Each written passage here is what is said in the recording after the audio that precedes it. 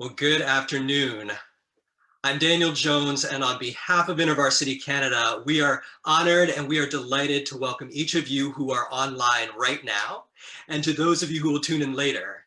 And we are very excited to host this very anticipated launch of My Vertical Neighborhood, How Strangers Became a Community, authored by our very own Lynda McGibbon. Now, I am part of Lynda's People and Culture team at InterVarsity, and my job is Artist in Residence.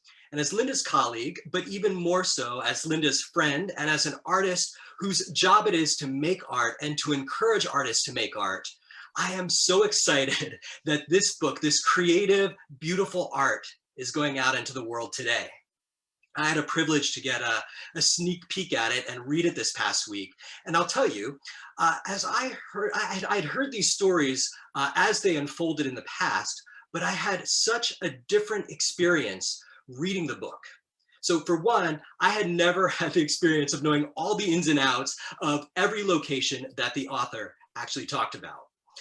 But even more so, even though I knew Lynda's neighborhood and I knew the stories of her friends, I didn't anticipate what it would be like to be drawn into their world, into Lynda's thoughts and her wonderings, into her hopes and her fears. And I was sucked into the lives of Lynda's neighborhood and her community. And I was so struck by her sense of purpose and her call and the adventure and the courage and vulnerability and unveiledness and her gracious and persistent love of people that I just couldn't put the book down. And I read it late into the night, and I was challenged and I was inspired and I was encouraged. So my hope is, and I trust that as you hear from Lynda today, and when you pick up your copy of the book and you nestle into that comfy chair with that hot cup of coffee or what have you, and you read this beautiful story about these beautiful people, you will have a similar experience. So I have with me some delicious cheese and salty olives and my own charcuterie board, if you will. And I hope you have some really good food and drink too to enjoy, because I'm ready and I know you're ready. So let's sit back and hear from my good friend and very talented friend, Lynda McGibbon. Oh, Daniel, thank you so much. I wish you'd warned me. I only have a glass of water. I too have a glass of water. Well, thank you for that. Thank you for welcoming everybody here today. I also want to add my words of welcome and thankfulness. It has been a fun day, lots of chatter on social media, lots of messages from friends and family. I've been really encouraged, and it's been a long time coming this day. So again, for those of you who are with us right now, thank you so much for taking time in your afternoon to join us. And for those of you who will watch this later, I hope that it's also just a fun time for you. We're gonna start with me reading from a chapter in the book. And I thought I'd just tell you a little bit about the chapter. It's chapter 1. I thought I'd tell you a little bit about how that chapter came to be. It's not the first chapter that I wrote. In fact, I wrote chapter 1 of this story 4 different ways. In particular, in the last year, when I worked with my marvelous editor, Ethan McCarthy at University Press, I wrote the chapter 3 times. And I got to this point where nothing was working that I had been trying. Ethan was saying, I don't think that really lands it. I don't think that really begins it. So I went back to the very first time I ever tried to write this story, which was about 7 years ago. I was taking a course at Humber College, and I had the privilege of working with an author, Ann Michaels. And she took my little manuscript of, 750 words or whatever it was I'd written, and she read the story. And I pulled that out when I was trying to figure out where to start the story. And midway through that first effort that I had made, she had noted this one line. And she basically said, I think you should start here. And I went, okay, well, you're a brilliant author, so you would know. And that is where I decided to start the book finally. And Ethan and I agreed it was the place to start. And so I thought today it would be appropriate to start today's party by reading to you from chapter 1, which is called Fran from the 11th Floor. You're new to the building, Fran observed, giving me a welcoming smile as I stepped into the elevator. She didn't bother to extend her hand, seeing I was clearly in no position to reciprocate. What floor? 15. Thanks so much, I answered gratefully as she pressed the button and the elevator began moving upward. My arms were full. One elbow was wrapped around an overgrown potted fern while my hand clutched a three-legged table. I'd slung a bag over my shoulders, stuffing it with a blanket, a table lamp, and a couple of small pots and pans, and had pressed a framed watercolor of tulips against my side. Like most high-rise dwellers, I was becoming adept at carrying as much as possible from the underground parking lot up to my apartment. Unload in one trip. That was the rule everyone seemed to live by, even if it meant we were constantly dropping things along the way. I moved in a few months ago, I said, then gesturing down at my full arms. I'm still getting settled. I'm Fran from the 11th floor. If you need anything at all, come and see me. Thanks so much. I'm Lynda. It's nice to meet you. Then the door opened, and with a wave, she was gone. A moment later, I was in my own apartment, setting the plant on the kitchen counter and propping the picture against a wall. I dropped my bag of odds and ends on the floor and surveyed the mostly empty room. A recently purchased couch was pushed up against floor-to-ceiling windows, and 2 lawn chairs and a folding table occupied another corner. Placing the fern on a small table, I crossed the room and set them down next to the couch. And then I returned to the kitchen, untangled the blanket from the pots and pans, and carried it to the couch, draping it across the cushions. Standing back, I surveyed the room again. That's better, I said out loud. I'd been living in the near-empty apartment for several months, most of my furniture 2,000 miles away in a house I had not yet been able to sell. I didn't want to empty the house too soon, thinking people were more likely to buy it if they could imagine themselves sitting on an actual couch, eating breakfast at an actual table.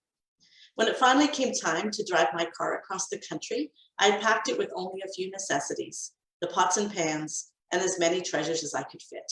The plant, the pitcher, and the blanket were small but helpful comforts, familiar objects that made me feel a little bit more at home in a city I was hoping would one day actually be that, home. My thoughts went back to Fran, how friendly she'd been.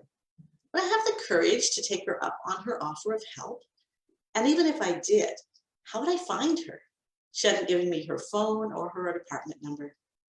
Fran from the 11th floor, I mused. Will I ever see you again? Well, you'll need to read a bit more to find out what happened. But that's the beginning of the book.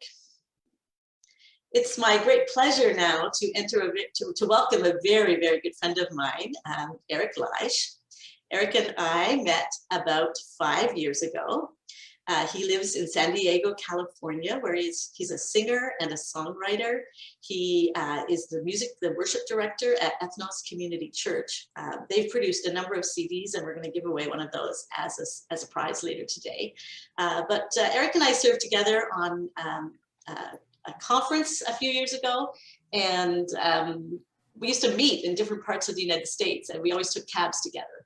And in those cabs, we would often talk about what we were reading, what podcasts we were listening to.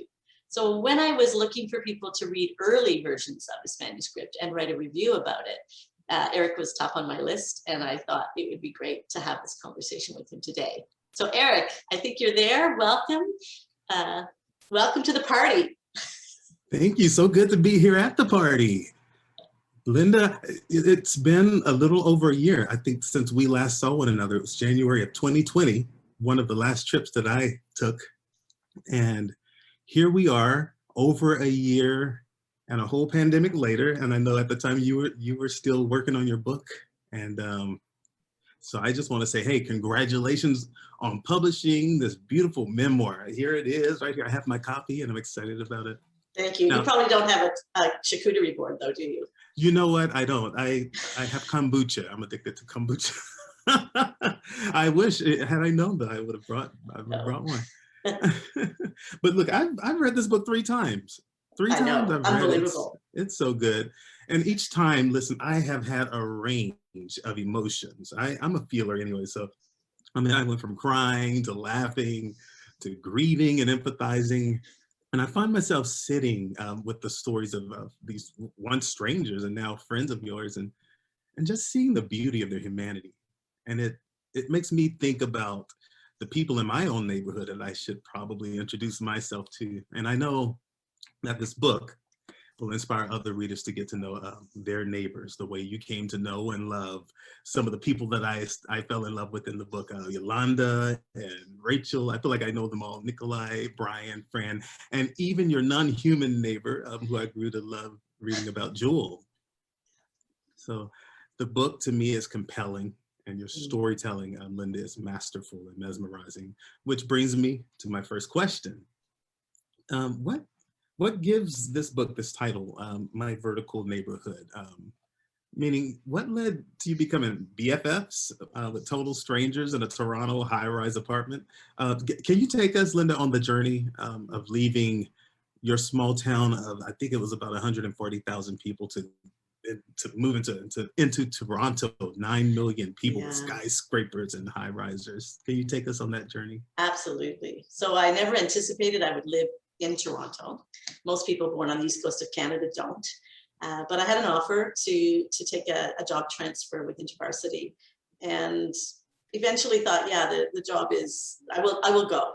And that was about 10 years ago. And you know, when you make a move, you have a bit of a clean slate. You have a bit of an opportunity to say, how do I want to live my life? And 10 years before that move, so almost 20 years ago now, I had heard Michael Frost speak, who wrote the foreword for the book. He's from Australia, a great author, and actually thinks really practically about how to live out, the tenets of Christianity. And I'd heard him speak about loving neighbors and moving into neighborhoods and meeting people and caring for people. And this was lodged in my brain for a long time. So when I moved to Toronto, I brought with me this question. I wonder what it would be like if I tried to meet my neighbors in a high rise, which is a vertical neighborhood.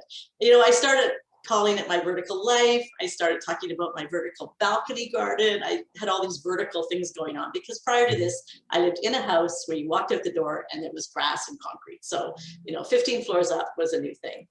But I arrived in Toronto and I really was determined actually to see if I could meet neighbors in and around me. And the question that started to really evolve for me was not even so much, can I meet my neighbors? But why did God say, love your neighbors? Like the why question became really important to me. And I think is what prompted me to start trying to meet neighbors. First year didn't go very well. And then eventually to really meet them as that started to happen. Wow. Wow, thanks for sharing that. Let's lean in a little bit more about that, about meeting your neighbors. Let's talk about Fran, since you just finished reading about her in the first chapter. You mentioned that it took you 3 times to write that chapter, huh? Let's talk about Fran. Fran from the 11th floor. In chapter 1, you move into this new high-rise building, and one of the first strangers you encounter is Fran. Yeah. What was that encounter like for you, Lynda, and what role do you think Fran played in helping to create this vertical neighborhood where strangers become community? You know, Fran, she was probably one of the friendliest people I met in the building. I'd met a few other people because I joined a garden committee. I would go to condo events, but Fran had this like 1,000-watt smile. When she would smile at you, she just had this amazing smile and graciousness about her. And so that elevator encounter, I think for me, really made me a bit hopeful, like there's a really friendly person in this elevator. Now, it's not unlike most elevator encounters. You kind of have a conversation, but it goes sort of far, but not far enough. So, you know, she said, come find me, but I wasn't, you know, do I go knock on all the doors? So I always wondered where she was. And then I did not meet her again for I think nearly a year.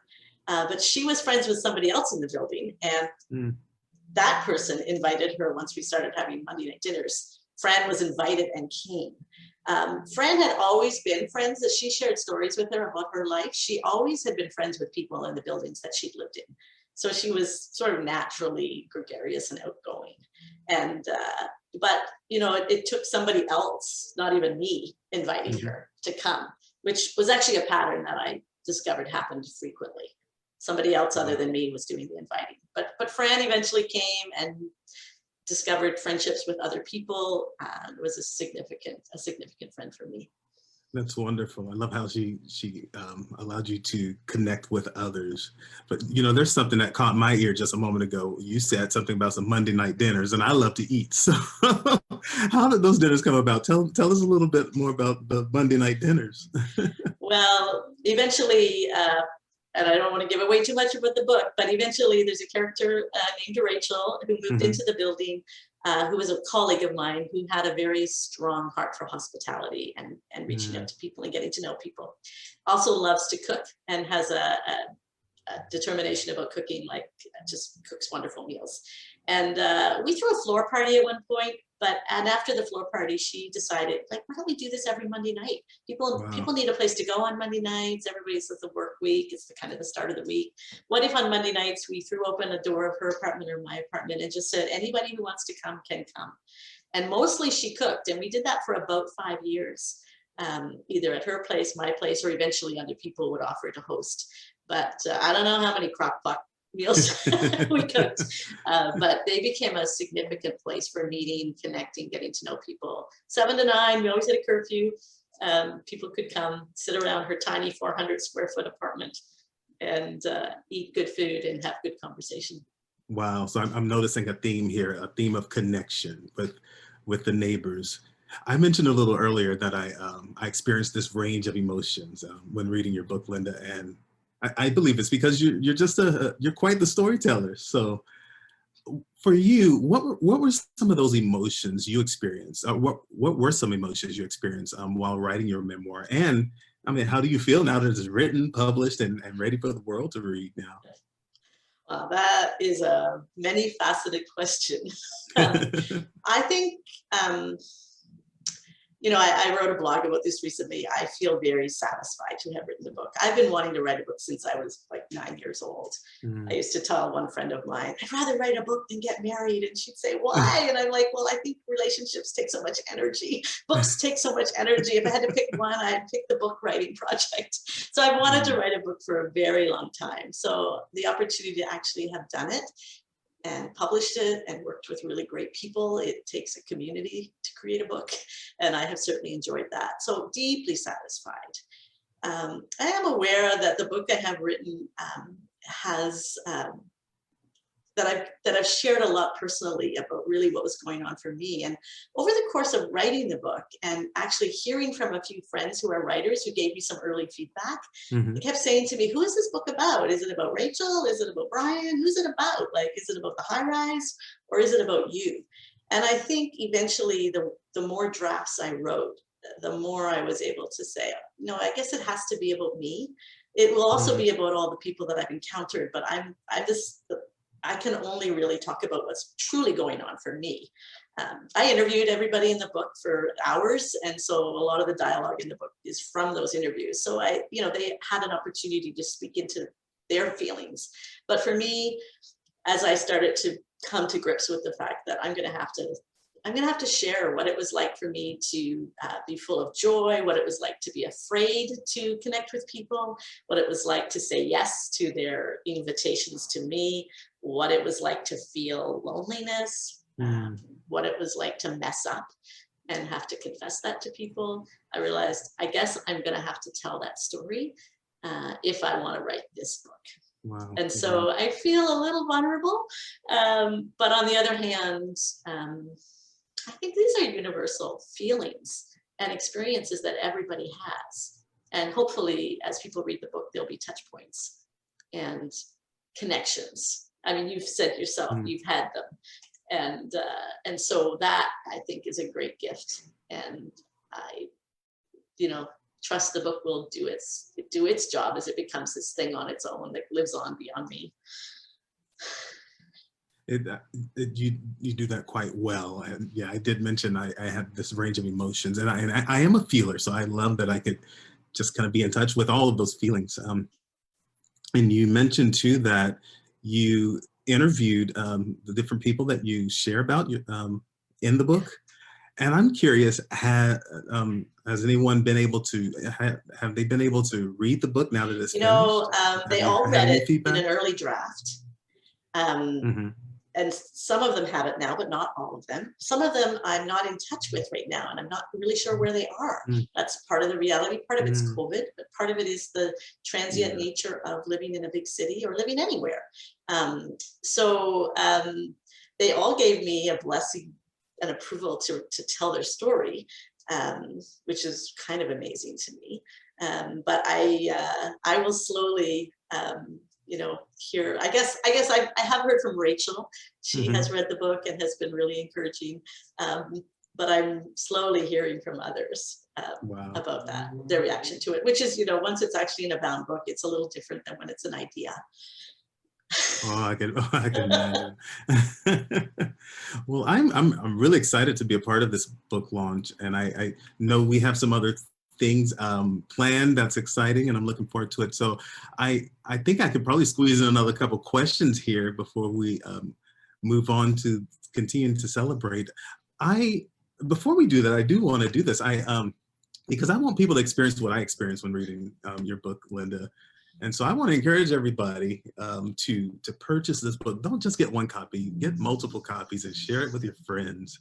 But Lynda, first, before we move on to our last couple questions, there is one person from the book that I'd like to highlight in this conversation, because I'm drawn to Brian's story because I can relate most to him in some ways, albeit we didn't live the same, have the same lived experiences. I admire your friendship, the friendship of you two, and that friendship that you share. But you couldn't be any more opposite of each other, and yet you grew to care for one another like family. Can you tell us about your friendship with Brian, and what has life taught you through Brian? Yeah, as I began to just say as I prayed about meeting my neighbors, as I kind of made this kind of deal with God, I guess, in a sense, like whoever you bring across my path, I will be present to that person. Not really knowing what that would mean when I said that, but and I think early on thinking that would be very like, well, every now and then we'll have a cup of coffee together at a local coffee shop, but we won't really be in each other's lives. It'll just be very tight and orderly. But my friend Brian is not that. He is a person who is larger than life, a great risk taker, a great inviter, actually. So he often would invite people. He would have a conversation in an elevator with somebody, and he would have their phone number and be inviting them to whatever we were doing. I think my friendship with Brian helped me understand many things. One of them is I truly believe that the image of God is in every human being. There's a sacredness to everybody. And as complicated as we are as humans, there's this beauty. It's part of it. And Brian was persistent in friendship. And, I tell a story in the book where I agreed to go for a walk with him one day. And I think we spent 12 hours together because he just kept suggesting, well, let's do something else. Let's run errands together. Come to my house for dinner, and I just kept saying yes, because I couldn't think of any reason to say no. And I was challenged, right? I don't have anything else going on. Well, I guess this is what it means to connect with a neighbor. And he is very helpful to me at lots of times in my life. But I think one of the things I appreciate most about him is we differ in opinions, some values. We have some values that are the same. I think hospitality would be one, care for people, but we differed in a lot of things, even in beliefs. So he might give that God exists, but certainly not the kind of, belief that I have. But we could talk about that. And we could talk about what we didn't agree with each other. And we could talk about the places in each other's lives where we would be kind of like, I think the way you're living is crazy. And he could say to me, I don't know why you live that way. But we still had this ability to be friends and to listen to each other, to spend good time, to laugh together. So it taught me the capacity that we have actually to be friends with people who are very, very different than we are. It doesn't mean and I think in our society today where there is so much polarization, I'm really grateful for that lesson. I'm really grateful. Wow, this book is needed. Thank you. So it's a necessary book for today. How strangers became a community. Last question for you. What impact would you like for this book to have on the readers? You know, I think I'd like it to be the same impact that Michael Frost's books and the talk I heard him give had on me 20 years ago. In the book, I describe it like a little burr that got stuck to me and I couldn't brush it off. I was like this idea of, well, if you believe that loving your neighbor is a good thing, whether you're a religious person or not, what if you tried it? And what would that look like in your life? And I don't think it will look like in everybody's life what it looks like in my life. It will be different for all of us, but I hope it sparks conversations. I hope people go away and wonder, oh, well, maybe I'll just smile at that person down the street a little bit more, or maybe I'll risk inviting them in when we can invite people in again. I hope it sparks questions, conversations. That's what I really hope. And I hope that people enjoy the read. Yes.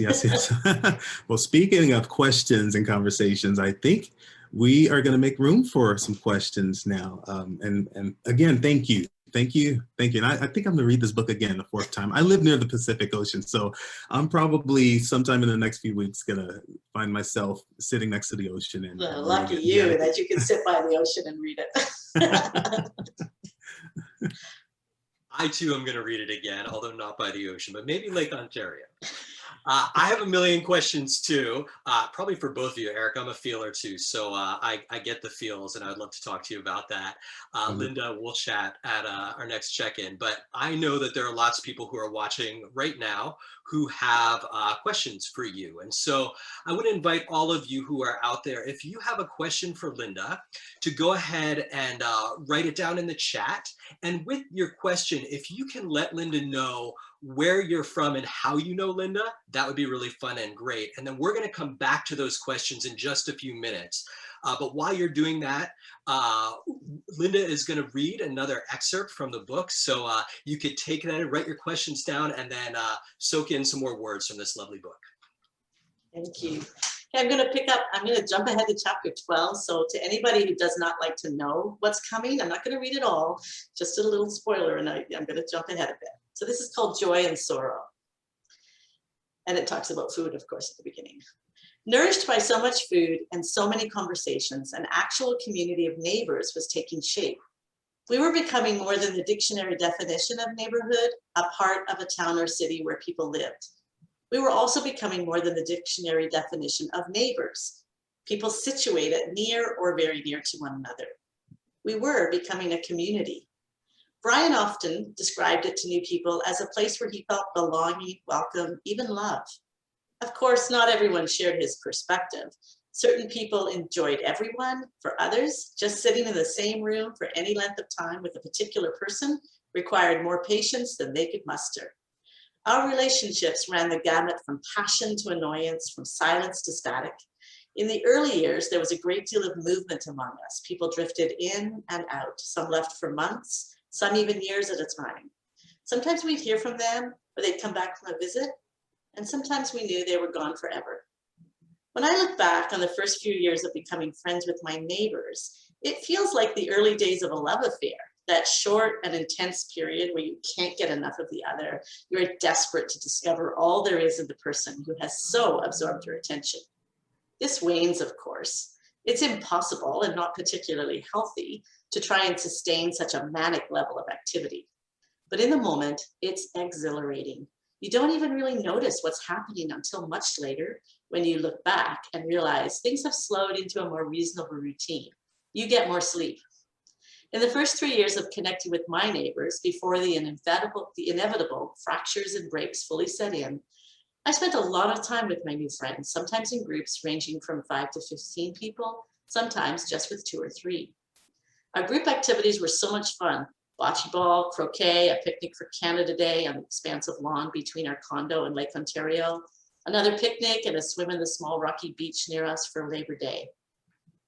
But Christmas in pajamas was by far my favorite of our communal gatherings. Up until I moved to Toronto, spending Christmas with various family members seemed my lot as a single woman. And it wasn't a bad one. But as generous as my siblings were in inviting me to their homes for the holidays, I never felt like I was experiencing Christmas the way I wanted to. While I appreciated their willingness to enfold me in their Christmas traditions, I felt like something was off, like it wasn't quite what I wanted my Christmas to be. Their traditions and their friends weren't quite mine. And so, in my second December in Toronto, Rachel and I ushered in a new tradition. On Christmas morning, I rose at 6:30 a.m., slid 2 cheese frittatas in the oven, and fried up a rasher of bacon. By 8 a.m., all was ready, and I opened the door to my apartment. One by one, my neighbors arrived, all like me, still wearing their pajamas and slippers, all bearing something in their hands to contribute to breakfast. A bowl of batter, whipped cream for Belgian waffles, bottles of orange juice and champagne, a carafe of coffee, platters of strawberries, blueberries, and raspberries. The second year we celebrated Christmas in pajamas, Fran was just 1 month into recovering from hip replacement surgery. Still, she rolled her walker down the hallway, a coffee cake balanced on its seat. She compromised on the dress code, wearing pajama bottoms topped with a festive sweater and a sparkling necklace. Her blonde hair was perfectly coiffed, and she was wearing lipstick. Everyone admired how put together Fran looked, considering her recent surgery and the early morning hour. I suspect the rest of us subconsciously tried to tame down our own unruly hair, just to feel a bit more presentable in her presence. We were all so glad to see her and so relieved she seemed to be recovering so quickly. I only saw Fran one more time after that on New Year's Day, when Elizabeth and I brought her a bouquet of flowers. While she invited us into her apartment, it was obvious she wasn't really in the mood for company, so we didn't stay long. 3 weeks later, she was gone. Nice. Thank you. I love that part. I want to hang out with you too there. Yes, same. It's the best Christmas. Everybody should have Christmas in pajamas. Yeah, so excellent. I do have some questions for you that are coming. Okay. So from Janet at Buckingham, what was the highlight of your writing process and what was the low point? Oh, goodness. Well, I wrote in some beautiful places. So I'm a writer who needs a view when I write. And I had both, I took a 4-month sabbatical at one point, and I went to the west coast of Canada, to a lovely island, Denman Island, and friends there have a farm. They welcomed me in and gave me a room with a view of the chicken coop. And I wrote there. I also, that same stretch of time, went back to Newfoundland to our family cottage and set up a desk there, and I got to write there. So I had this 4-month period of writing in beautiful places. Was really a gift. I think this one of the low points. So after I did the 1-week course at Humber College, I enrolled in a 9-month program that they have for creative writing. This was early in me trying to write the book before the sabbatical. And I thought this would give me a good deadlines to work toward, just keeping this thing going. And they assigned me to another phenomenal author, M.G. Fazanji. And we would trade. I would send him my manuscript, a new chapter. He would send me back by email his comments. And the most memorable one was he sent me back my chapter one day, and he just said, "You're totally confusing me." And then proceeded to tell me that my tenses all mixed up and all kinds of things. And I was just like, I don't know how to write this story. It's still happening, but I have to write it as if it's happened. So, but I'm really grateful for that feedback, but man, it was a tough day. It was a tough day. So that's a couple of things. Well, thank you. From Nandita, who was your favorite character to write about? Not your favorite neighbor, but your favorite one to write about. Oh my gosh, I don't know. I don't know if I could say that I had a favorite. They were all so different for me. Brian, when he read the book, he would often say to me, "I think I'm your foil. Like we're so different, good drama needs a main character and a foil." So he was definitely that. But it was such a privilege that these people allowed me to write about them. Hardly can still believe it. Even though I changed their names and I changed details about them, I'm still really in awe and very, very grateful that they gave me permission to tell the story. So I can't pick a favorite. I have a question from Megan in Orlando. Hello, What Megan. did you learn about the writing process as you've moved from the first draft to published? Whew. Persevere, keep going, don't give up, enjoy it. I love the writing process. I'm my happiest when I'm crafting sentences. So if you feel like that, if that is true for you as a writer, I would just say to anybody out there who's writing, if you love crafting writing, keep doing it. Because for me, I think my happiest moments was every now and then you write a sentence and you go, oh, I think that one works. So I think the keep going and enjoy the process. I think I've known this all my life because I've been an editor in my life, but the value of a brilliant editor, you cannot beat that. And then other good friends who will be really honest with you and read your stuff and say this doesn't make sense. So there's a few lessons. Great. And I have a question from your niece, Beth, from Oakville. What chapter or story was the most difficult to write? Ooh, I just lost it. Was difficult to write for you? Were any chapters particularly challenging to share with readers? Mm-hmm. Yeah, I think the chapter that's called Love and Loneliness was particularly hard for me to write. And I probably shed some tears while I was writing it, remembering back to what that time felt like for me. Surprisingly, the chapter that's called Dancing with Brian was such a fun story that happened in my life and so surprising that I always knew that once I was writing the book, you know, things were still unfolding, and every now and then something would happen and I would think, oh, that's a story for the book. So that's a bit of a weird thing that writers do, I think. But yeah, I think that probably that was the hardest chapter, was Love and Loneliness, which isn't surprising. Okay. From Kathy, what was the hardest part of starting your Monday supers? Fear, trepidation? Would love to hear more about that first foray. The Monday night suppers. Well, one of the hardest thing was when we started, nobody came, or people came the first week and then 3 or 4 weeks later, and it was just Rachel and I. So, you know, do we keep doing this? Do we stay consistent with it? What do we do?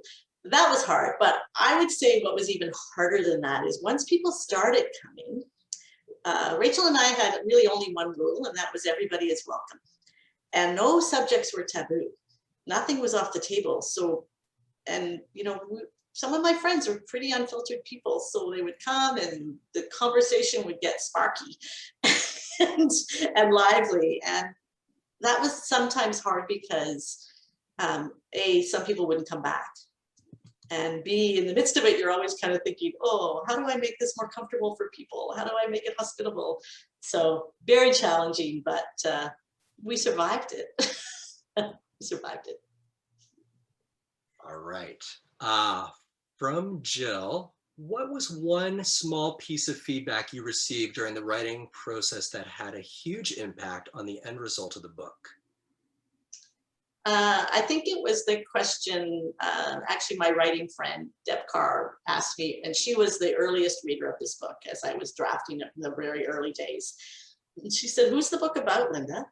You know, is it about you? Is it about Rachel? Is it about Brian? Like, who's the book about? And she really pushed me to actually go to the place where I had to say, oh, I guess it's a memoir. I guess it's kind of about me, which was difficult, but very good piece of advice. Excellent. And I love you're answering these like they're jam-packed with good stuff and you're moving through them so quickly. So we have room for a couple more. Cool with great. That. Yeah, right. Sure. Melissa wants to know, what are ways your understanding of Jesus has been deepened and transformed, not only through your friends, but through writing about your friends? So maybe I'll expand the question a bit to say, what have I learned about my faith? What have I learned about being a person who is a follower of Jesus, a practicing Christian? And I say this in the book, and it's been very true of me for my whole life. It's really been important for me not just to think about faith, although thinking about it, like, why do I believe this? Do I really believe this? Do I still believe this? Is very important to me. But also practically, like, how do I live it? How do I live my faith? I think one of the things as I explored the question of why I love my neighbor is I began to understand simply because as humans, we need to be loved. Like we need to be seen, we need to be received, we need to be given someone's full attention. And it doesn't matter where it goes after that moment. So it doesn't matter if the person I'm meeting as a neighbor believes what I believe or ever comes to believe what I believe. You know, I believe that faith is a good thing, so I want everybody to engage faith. But if that never happens, it's not the point of loving your neighbor. The point of loving your neighbor is love. The point of loving your neighbor is seeing a person, welcoming a person, being real with a person, and all of those things. So I think actually I realized the commandment to love your neighbor is very distinct and very purposeful. And it doesn't necessarily mean, you know, love your neighbor so they'll go to church with you, or love your neighbor so they'll believe what you believe, or they'll think like you think. It's no, God just said, love your neighbor as you love yourself. Love God, love your neighbor, love yourself. It's, and everything else hangs on that. That's what Jesus said. Everything else hangs on that you believe. So for me, that became very clear to me as I both lived out the story, but then as I began to write it and explore it, the ideas and think it through and ponder it, I really, you know, probably there are people out there listening who would disagree with me, which would be great. I'd love to meet you and talk to you. But for me, that has become a significant lesson for me. The other thing I would say is it's also, it's not about like being in this person's life. So it's also the call to love your neighbor. It's not the call to be in this person's life forever. You know, Eric started the conversation we had about saying, "Oh, you got some BFFs out of this," and I actually did. But some of the people who've become very good friends, or were very good friends, they disappear. They come and go. So it's a different kind of relationship that you have with a neighbor. And I think a neighbor who is anybody who's in front of you at the moment. Doesn't necessarily mean you live in a high-rise apartment with them. Person on the bus, person on the street. Yeah. And I don't know if you'd want to expand any more. Sheila was asking, what advice would you give me of how to start reaching out to my neighbors, which feels very connected to what you're talking about. Well, if you're a believing person, pray. I did a lot of that. Like, God, I don't know how to meet them. I don't know how to bring them into my house. And I'm a little bit afraid. So could you actually cause me to meet them? Or bring someone into my life? So when Rachel came into my life, it was far easier to welcome neighbors into our home, into our homes as friends together doing that. So, you know, two are better than one is one of my chapters. I really believe that. I also think start small, you know, it's like kind of asking one more question in the elevator, or being the kind of, or on the street, it's being the Fran person, like, if you need anything, here's how to find me. She was unforgettable because of that. As opposed to most people in elevators in my building, it's like, hi, how are you? What's your dog's name? Don't go any farther than that. So I think it's taking one more step, maybe, than you're comfortable with. One small step. Yeah. That's good. We'll close with this question. A few people have this question, but I'll go with David's. What will you be writing next? Oh, you know what? I don't know. And I have a good friend who I think is watching today, Karen Stiller, who wrote a great book, which was published last year, called The Minister's Wife. And I asked her after it was written, what are you going to do next? And now that I've done it, I'm like, why on earth did I ever ask Karen that question? That was a horrible question to ask her. It's like, so David, it's okay that you asked this question. But now that I've just written this book and it's published, I'm kind of like, I don't know. I think I'll just live with this book for a while. Yeah, so who knows? All right. Well, thank you for answering all of those. You know, it'd be really great though right now, Lynda.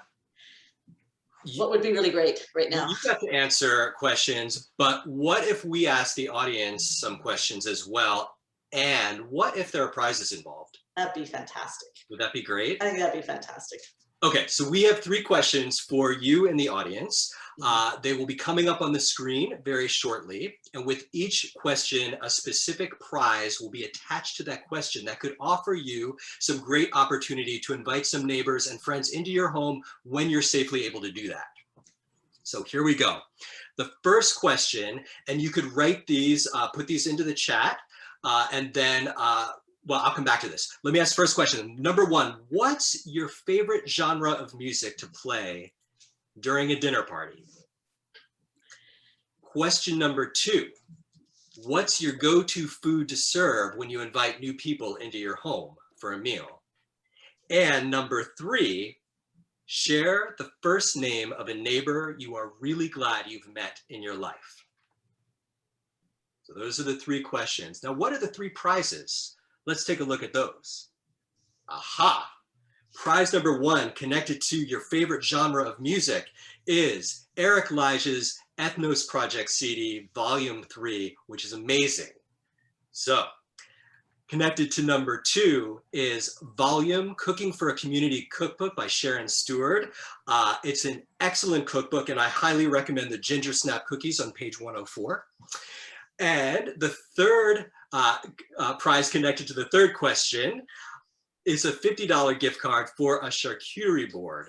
I have mine, but you can have yours. So what you're going to want to do is pick 1, 2, or question number 3, or all of them, send that answer into the chat, and our team is going to randomly select a winner from the bunch.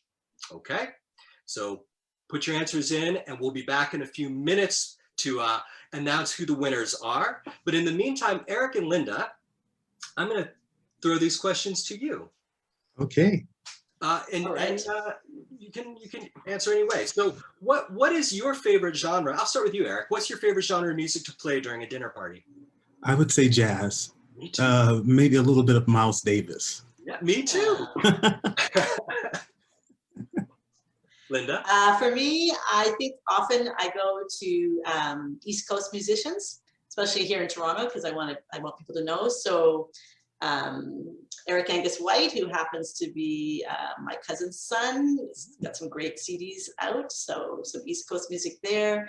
Lenny Gallant is another one from PEI. So definitely East Coast. Nice. Wow. Yeah. And how about your favorite go-to food to serve when you invite new people into your home? Do you want me to? I'll go for it. Sure, yeah, go ahead. I would say soul food. Like I grew up in the South of the United States, in Alabama and Louisiana. So I would say gumbo, like seafood, gumbo. But yeah, just soul food. This food that comes from my culture. Yes. How about you, Lynda? I love making homemade pizzas. Mm. So I love a good homemade pizza with lots of chicken and pesto and those kinds of things on it, and maybe another one with, lots of pepperoni or even vegetarian. But yeah, lots of pizza. So there's tons. And I would say, in the theme of the charcuterie board, lots of olives. Oh, I never ate olives till I came to Toronto, actually. And it's like, yeah, lots of good cheeses and olives and meats. Yeah. Definitely. I actually love that about coming to your place, because there's always like a delicious spread, and there are always the olives. Yeah, always olives. Which I love. That's really, really good. So when the pandemic's over, parties at Lynda. Absolutely, absolutely, yeah. Well, let me ask the last question to you both. What's the first name of a neighbor you're really glad that you've met in your life? In my life. I mean, I have a whole book of them, but Are there others? How about on the East Coast? Well, I have yeah, to think about this, because it's a neighbor, so you had meeting them is not necessarily. I had lots of neighbors who were friends before they were neighbors. So. But I'll tell you a story about a neighbor, and I'm feeling really embarrassed right now because I cannot think of his first name, and I lived next door to him for 17 years. But he was my neighbor in the house I lived in New Brunswick, and he lived down the hill from me. And he had little kids, and we had a picket fence between our properties when I bought the house. And he came to me one day and he asked me if I would mind if he took the picket fence down. It was starting to need work because he said, my kids always used to slide on the hill that went between our houses. So would you mind if we took it down? And so I said, no, actually, I don't really want to take care of that picket fence. I don't need it. And so he took it down. His kids then went back to sliding, but then he planted a whole row of lilac bushes between our properties, except for the hill. And so I really appreciated him. We had a summertime neighbor friendship because in the, on the East Coast, it's cold. In the winter, you never see your neighbors outside very often. So spring would come and we'd both be out working in our yard. And we had a great neighbor. We had a great yard friendship, I would say. Excellent. What about you, Daniel? You can join this party too, Yeah. Well, let's let Eric do it, and then I have some You have the winners? already. So let's let Okay. Eric who's about to start, and then we'll go to the prizes. Wonderful. I would say Annette. I have a friend, her name is Annette, and she is my current neighbor. And so during this pandemic, I would be walking to my car, she's going to the mailbox or whatever, and we always just stop for a few moments just to check in with one another, to say hello and things like that. So Annette's been really wonderful. Excellent. Excellent. And I'll just say, we've been really gifted with friends, Chris and Nicole, that are right next door, and our kids are kind of growing up together. We all moved in not so far around the same time from each other, but we didn't have kids, and our friendship kind of really grew out of sharing neighbor space and find ourselves having meals together from time to time and celebrating birthdays. And that has been really, really lovely. So, yeah. Wow. Okay, so we have some winners. So the winner of the favorite genre of music, the winner of the Ethnos Project CD by Eric Lige. Right there it is Allie, and her favorite is 80s music. Great. The winner of the volume cookbook for your go-to food, which is Spring Rolls or Sushi by Jim Sanderson. So congratulations, Jim. And a significant neighbor, Kim Lucas, who said her neighbors, Renee and Tom. And so you will win the charcuterie board that will come from a shop in your town. We will follow up with each of you on Facebook. So we'll get those to you and get all the information you need. And then from there, I just want to say congratulations to all of you. And Lynda and Eric, this has been delightful to hear the stories and to chat and to hear your conversations. So as we wrap things up, I just want to encourage all of you, of course, to go out and to buy the book. We're going to bring up the slide about how you can do that in just a moment. I think it's coming up right now. But there it is. Okay, so I know that when you read My Vertical Neighborhood, you're going to be inspired like I was and like Eric is. You're going to be challenged, you're going to be encouraged, and you're going to look for opportunities to love your neighbors, whether you are in a vertical neighborhood or a horizontal neighborhood. And I know that in this season, you're going to get all kinds of creative because we can't be in each other's homes like Lynda talks about in the book. So for the time, we're going to have to get creative. But when we're able to do that again, I know like these awards and the prize gifts that we just gave out, you're going to go and you're going to open your homes and you're going to play some tunes and you're going to cook up a storm and you are going to lay out a good table for each of us to be in each other's lives. So order this book. It is really, really lovely. It is beautifully written. If you want to, you can order the book through your favorite independent bookstore. You can buy it online at places like Chapters Indigo in Canada or InterVarsity Press in the US. It is available as a book, as an ebook, and as an audiobook. So this slide is up now. It'll be up again at the end of our time. Lynda, I just want to say to you, your friends, all of us who are here gathered with you, we are so proud of you and we are delighted for you on this day. Thank you. Thank you for sharing your story with each of us. And thank you that we were able to meet you today, but we were able to meet your neighbors and your community through you. And like those of us who feel, we laughed a lot, we cry a lot in this story, but you are inspiring us to imagine more of what can happen and what can grow and what can become in our neighborhoods. So thank you for that. And I'm going to pass it to you to close. Thank you. Thank you. Thank you, Daniel. Thank you, Eric. You guys have been really fun to share the Zoom stage with. I also want to shout out Elisa, Nathan, Chloe, Andrew, our communications team at InterVarsity have done a lot of behind the scenes work to make this happen today. So I'm very grateful. I'm really grateful to InterVarsity as a place to work. It's blessed me through this whole project and said, keep going. So I'm super grateful for that. Thank you. InterVarsity Press, I've often said, as I've experienced working with the team at InterVarsity Press, they love writers as much as they love books. And so every step of the way, I felt like, even in the proposal process with them, they worked with me through 2 proposals before they said yes. So I'm really grateful to have found a publishing house that actually has been really felt like family as we've worked on this together. So thank you so much. And then thank you to all the people who bought the book already. It's been really fun this week to get messages and see pictures pop up from friends and family who've sort of said, it arrived, I have it, here it is. So thank you so much. And to everyone who joined us today or is watching this and taking the time later, I'm very, very grateful. I really do hope and pray that the book is a catalyst for conversations, a catalyst for loving people who we don't know, for reaching out and recognizing the sacredness of people, regardless of whether they look like us or they believe what we believe or they speak the same language we do or come from the same place.